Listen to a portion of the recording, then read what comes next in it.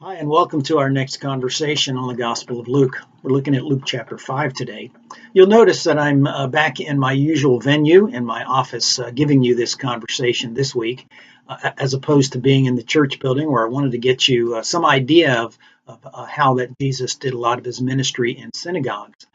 Today, he's even in a different, maybe even very unique venue. He's actually sitting in a boat teaching people who are following him. And he's going to take this occasion to recruit a number of men who will be his followers. He recruits Peter, James, and John here, and he tells them, consistent with this idea of being a fisherman, that they're going to not just catch fish anymore, they're going to catch men.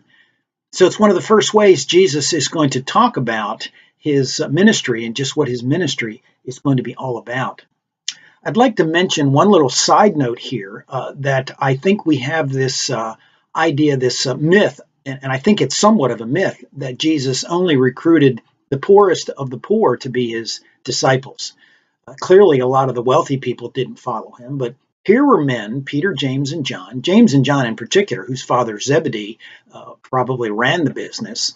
If you go back to the Gospel of Mark, in Mark chapter 1, Mark makes the comment that when James and John leave their father Zebedee, they leave him with the hired men.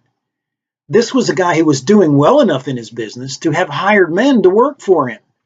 I don't know if we can consider Zebedee's business as something akin to a small business, but apparently he wasn't just a dirt poor person in dire poverty. He was doing okay, it seems like. So that's one myth you may want to think about, as not all the disciples were like that. In fact, we'll see later on he recruits somebody else who's probably pretty well off. So he's going to define his ministry here by catching men. Later on in this chapter, he's going to heal a guy who's paralyzed, paralyzed all four of his limbs, apparently, and he's carried around on a pallet. And the first thing Jesus says to him is, "Son, your sins are forgiven." Kind of odd, it seems like, that he doesn't address what we think is his greatest need, and that is his need for physical healing. He will address that, but he addresses his spiritual problems first. And I think that also tells us something about the ministry of Christ, just what he's going to be all about. And you'll need to think about that for yourself. Why does he do that? Why does he address that particular need? And is that indeed our greatest need? He will go on from healing this paralytic to recruiting a fellow by the name of Levi, who's a tax collector. Probably a guy who's doing pretty well for himself.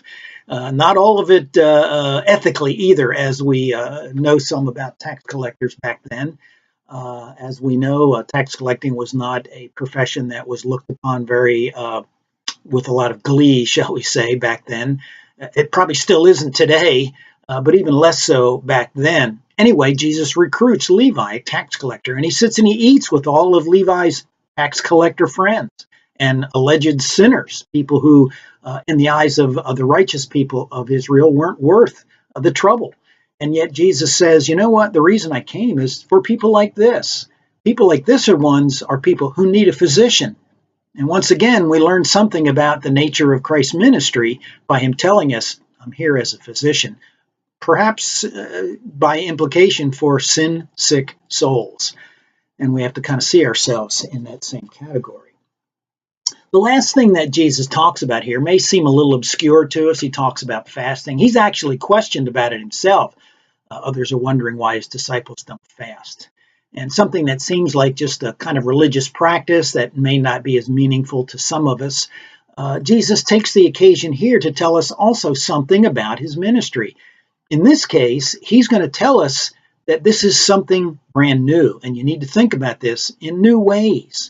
He'll talk about new wine for new wineskins and sewing new pieces of cloth on new cloth and so forth. And so he's telling us something more about what his ministry is all about something new is breaking into the world. So think about a number of these things as we go through the conversation and as we take a look at Luke chapter 5 this week. A number of these ways that Jesus has defined his ministry are going to surface again over the next 19 chapters. And I certainly hope you'll continue with us as we converse about what Jesus is doing and about what his ministry means for us. Thanks for listening.